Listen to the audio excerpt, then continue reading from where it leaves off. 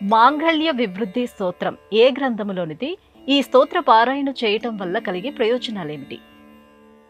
భవిష్య పురాణంలోని విష్ణు ధర్మంలోని 43వ అధ్యాయంలో మనకు ఈ మాంగళ్య వివృద్ధి స్తోత్రం కనబడుతుంది.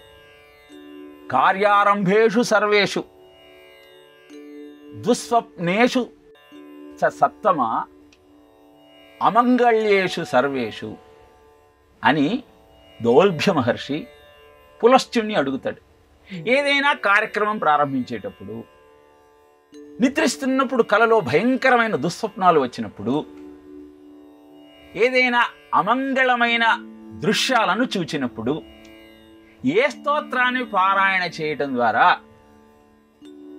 ఈ దోషాలన్నీ పోతాయని ప్రశ్నిస్తాడు.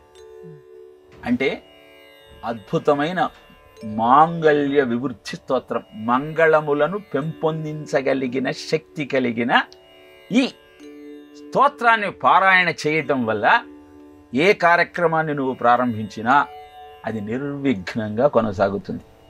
దుస్వప్నాలు వస్తున్నాయి అంటే కారణము నీ ప్రారబ్ధము నిన్ను ఏ విధంగా మార్గదర్శకం చేస్తూ ప్రమాదంలోకి నెడుతోందో తెలియజేసేటువంటి సూచిక.